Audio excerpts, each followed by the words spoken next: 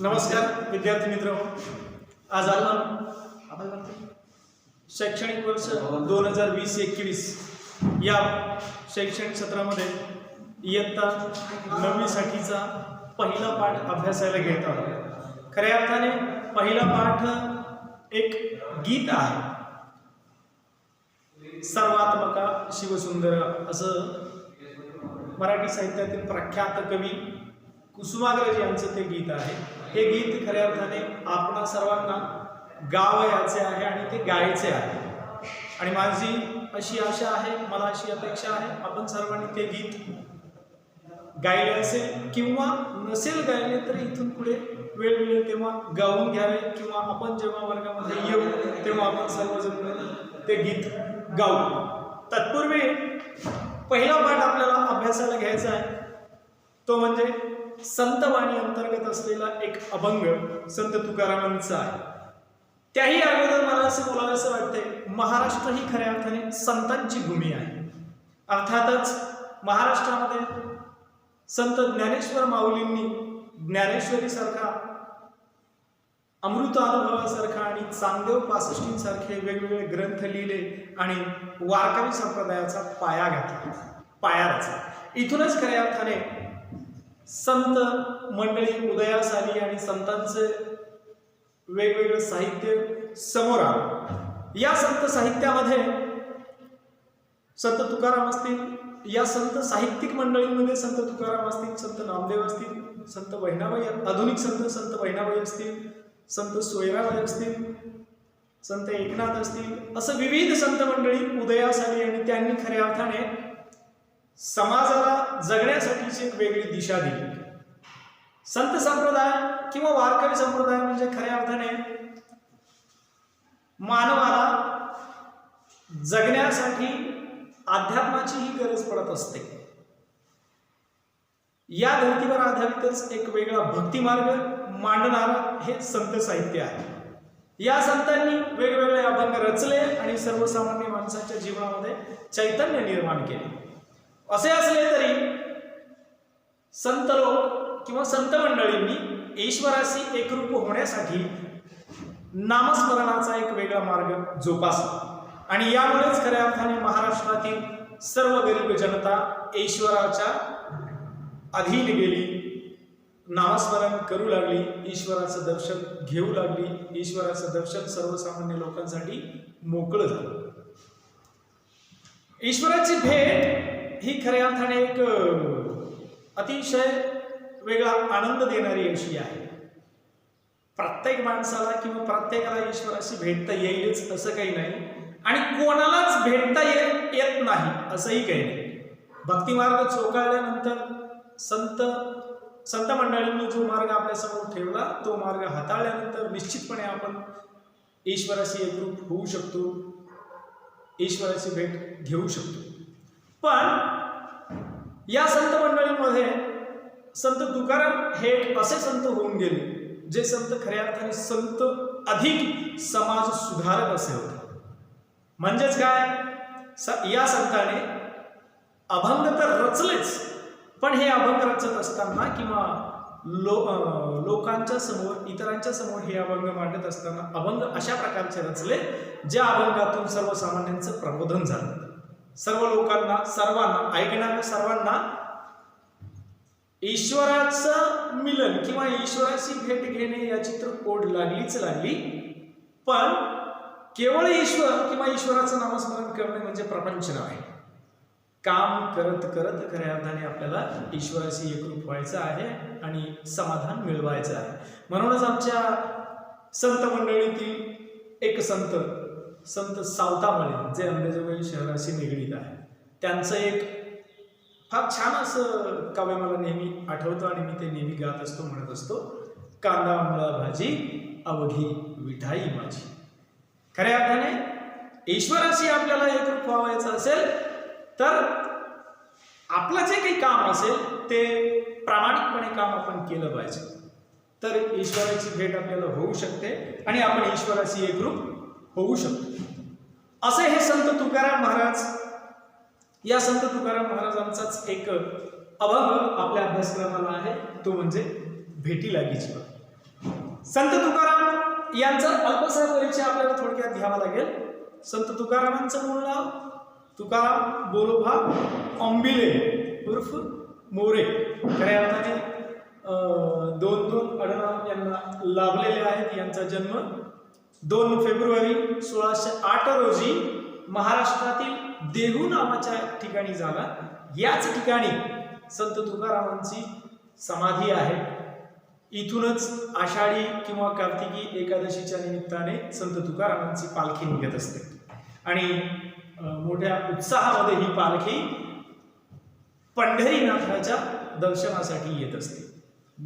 वर्षातून किमान 2 वेळा नवे महाराष्ट्रातील सर्व संत आणि सर्व वारकरी संप्रदायातील सर्व वारकरी लोक आषाढी कार्तिकी अधिक प्रत्येक 15 दिवसाला किंवा 15 दिवसांनी 15 वेळीची एकादशी येत असते. या एकादशीच्या निमित्ताने ईश्वराच्या दर्शनासाठी येत असतात. 2 फेब्रुवारी 1608 रोजी यांचा जन्म देहू येथे झाला. इथून ही समाधी ही पालखी विठ्ठलाच्या दर्शनासाठी येत असते. वर्षातून 2दा म्हणजे जेव्हा केव्हा आपण खऱ्या अर्थाने सर्वसामान्य लोक जीवन जगत असताना 2दाच ही पालखी येते. कधी कधी मला असं वाटतं ईश्वराच्या दर्शनासाठी किंवा ईश्वराच्या भेटीसाठी संत तुकाराम महाराज आषाढीपासून कार्तिकीपर्यंत वाट बघत असतात आणि कार्तिकीपासून पुन्हा आषाढीपर्यंत वाट बघत असतात. यांचं साहित्य तुकारामांची गाथा किंवा अभंगवाणी या नावाने ते प्रसिद्ध आहे. जवळपास 4 ते 4.5 हजार अभंग या संतांनी या पुस्तकामध्ये रचलेले आहे. प्रत्येक अभंग म्हणजे एक सुविचार असून सर्वसामान्य माणसाला जगण्याचं एक वेगळं भान आनंद देणारं असं ते साहित्य आहे. याच संतांकडे मी खऱ्या अर्थाने समाज सुधारक म्हणून पाहत असतो. याचं कारणही तसंच आहे. संत या नावारूपाला जात असताना पोचत असताना मूळ व्यवसाय ही मला संत तुकारामांचा बघावा लागतो. शेती हा त्यांचा मूळ व्यवसाय असून दुकानदारी हा त्यांचा मूळ व्यवसाय होता. अर्थातच दुकानामध्ये किंवा स्वतःच्या दुकानातून साहित्य विकत असताना अनेक वेळा आर्थिक नुकसान या संतांनी सहन केलं, पण लोकांना नाराज केलं नाही, निराश केलं नाही. म्हणजेच काय, व्यवसाय तर केलेलाच आहे पण परमार्थही तेवढा जपलेला आहे. स्वतःचं दिवाळं त्यांनी कधी निघू दिलं नाही, पण सर्वसामान्यांच्या अडचणी समजून घेण्याचं काम मात्र या संतांनी केलेलं आहे. यांचाच अभंग एक आपल्या अभ्यासक्रमाला ज्या अभंगाचं नाव आहे भेटी लागी जीवा, या अभंगाच्या शीर्षकावरूनच तुमच्या आमच्या सर्वांच्या लक्षात येत असेल ईश्वराच्या भेटीसाठी खऱ्या अर्थाने संत तुकारामांनी हा अभंग रचलेला आहे. भेटी लागी जीवा, भेटण्यासाठी मी आसूसलेलो आहे, अशा प्रकारचं थोडक्यात एक शीर्षक हे असेल. याच शीर्षकावरून किंवा या अभंगातून संत तुकाराम महाराजांनी ईश्वराच्या भेटीची ओढ स्पष्ट करत असताना वेगवेगळे दृष्टांत आपल्या समोर मांडलेले आहेत, रचलेले आहेत. ते दृष्टांत खऱ्या अर्थाने मी इथे दृष्टांत म्हणजेच एक प्रकारचं उदाहरण देऊन आम्हाला समजवण्याचा किंवा सांगण्याचा प्रयत्न संत तुकारामांनी केलेला आहे. काय, चकोर नावाचा एक पक्षी याचं एक उदाहरण दिलेलं आहे.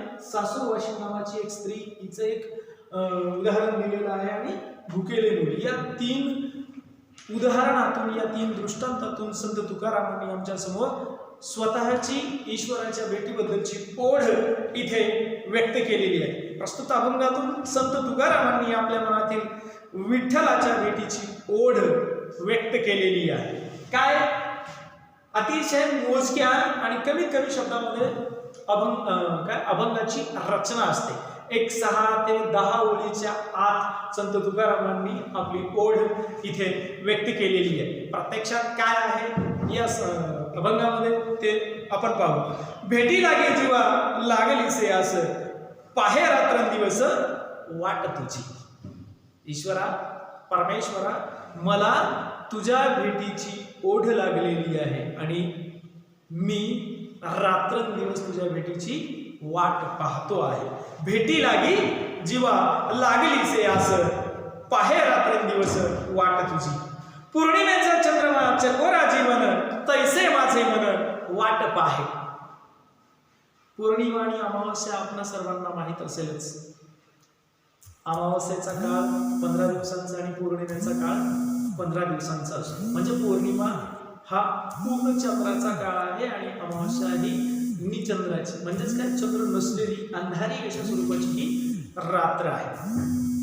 शुक्ल पक्ष म्हणजेच पौर्णिमेपासून अमावस्येपासून पौर्णिमेपर्यंतचा काळ कोणता पक्ष लक्षात असू द्या नेहमीच हे शुक्ल पक्ष किंवा यालाच शुद्ध पक्ष असे म्हटले जाते. हा काळ कुठला आहे अमावस्येपासून पौर्णिमेपर्यंतचा. यालाच आम्ही अमावस्येपासून पौर्णिमेपर्यंतचा पहिला दिवस म्हणजे काय प्रतिपदा. खरे आपण हे कॅलेंडर आहे हिंदू दिनदर्शिकेतला हा पहिला दिवस म्हणजे अमावस्येच्या नंतरचा जो काही पहिला दिवस असेल या पहिल्या दिवसाला प्रतिपदा असं म्हणतात. प्रतिपदेपासून पौर्णिमेपर्यंत 15 दिवस हा चंद्र थोडा थोडा थोडा थोडा करत वाढत जातो. पौर्णिमेचा चंद्रमा चकोरा जीवन तैसे माझे मन वाट पाहे. आणि माझं मन चकोर हा एक काल्पनिक पक्षी आहे. ते लिहिलं मी काल्पनिक पक्षी. काय काय हा काल्पनिक पक्षी चकोर हा काल्पनिक पक्षी म्हणजेच खऱ्या अर्थाने तो पौर्णिमेचा चंद्र किंवा या पौर्णिमेच्या दिवशी पडलेले जे काही चांदणं असेल हे चांदणे पिऊन जगतो अशी कल्पना आहे. आम्हाला दिवसातनं 3 वेळा जेवायला लागत असतं. 3 वेळा 4 वेळा ज्याची जशी क्षमता आहे त्याप्रमाणे त्याला जेवायला लागत असतं. पण हा काल्पनिक पक्षी असा आहे तो पक्षी फक्त चांदणं पिऊन जगतो. आणि माझी अवस्था ही या चकोरासारखीच झालेली आहे. मी मगाशी म्हटलं होतो आषाढी आणि कार्तिकी या दोन एकादशीच्या निमित्ताने संत तुकारामांची पालखी पंढरपूरला श्री विठ्ठलाच्या दर्शनाला जात असते. तोच प्रकार इथे आहे. इतके दिवस आषाढापासून कार्तिकापर्यंत आणि कार्तिकापासून आषाढापर्यंत संत तुकाराम महाराज स्वतःच्या समाधीमध्ये असतात. प्रत्यक्षात समाधीमध्ये कोणी जात नाही. असं जरी असलं तरी माझी अवस्था या चकोरासारखी झाली. म्हणजे जसा हा चकोर चंद्राचं चांदणं पिऊन जगतो तशीच माझी अवस्था. मी सुद्धा तुझ्या भेटीची मला सुद्धा तुमच्या भेटीची आस लागलेली आहे. आणि जेव्हा माझी तुमची अशी भेट होईल तेव्हाच खऱ्या अर्थाने मी समाधानी होईल.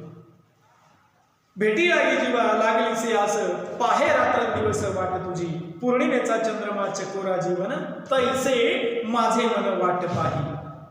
दुसरा एक दृष्टांत संत तुकारामांनी दिला तो म्हणजे माहेरवाशिणीचा. काय म्हणतात बघा दिवाळीच्या मुळा लेकी असावली पाहत असे वाटुली पंढरीची. एक सासूरवाशिणी जी काही स्त्री असते ती स्त्री दरवर्षी नित्य नियमाने दिवाळीच्या सणाची वाट बघत असते. केव्हा दिवाळीचा सण येतो आणि मी माझ्या माहेरला जाते, आई वडिलांना भेटते, माहेरात असलेल्या सर्व लोकांना भेटते. असं म्हटलं जातं सासूरवाशिणीला माहेरची प्रत्येक व्यक्ती आवडीची असते, मग काही का असेल. आणि अगदी तोच प्रकार इथे दृष्टांतातून कवी स्पष्ट करतात, तुकाराम महाराज स्पष्ट करतात. माझी अवस्था ही या माहेरवाशिणीसारखीच झालेली आहे किंवा या सासरवाशिणीसारखीच झालेली आहे. मी जशी ही सासूरवाशिणी दिवाळीच्या निमित्ताची वाट बघत असते, कधी दिवाळी येते आणि मी कधी तिकडे म्हणजे माझ्या स्वतःच्या माहेरी आई वडिलांच्या भेटीला जाते, अगदी तसंच माझंही झालेलं आहे. मी ही अगदी आसूसलेलो आहे तुझ्या भेटीसाठी. दिवाळीच्या मुळा लेकी असावली पाहत असे वाटुली पंढरीची भुकेली वा बाळ अतिशोक करी वाट पाहे पुरी माऊलीची. संत संप्रदायामध्ये माऊली हा एक शब्द आहे. अर्थातच माऊली मराठी साहित्यामध्ये आईसाठी वापरलेला शब्द आहे, पण संत संप्रदायामध्ये प्रत्येक व्यक्ती लहान असो किंवा मोठी जी ईश्वराशी एकरूप होण्याचा प्रयत्न करत असते, ईश्वराच्या चरणी लीन होत असते, या व्यक्तीला माऊली असं म्हटलं जात असतं. आणि भुकेलेला बाळ ज्या पद्धतीने आपल्या आईकडे जेवणासाठीची अन्नासाठीची मागणी करतो, शोक करून दुःख व्यक्त करून कोयाळ करून स्वतःच्या आईकडे माऊलीकडे अन्नाची मागणी करत असतो, अगदी तशीच अवस्था त्या भुकेलेल्या बाळासारखी अवस्था माझी झालेली आहे. तुका म्हणे मज लागलीचे भूक धावून श्रीमुख दावी देवा. आणि संत तुकाराम म्हणतात, मलाही या भुकेल्या बाळासारखीच तुझं मुख पाहण्याची भूक लागलेली आहे आणि ईश्वरा कृपया तू मला तुझं हे रूप दाखवून घे. अशा पद्धतीने हा अभंग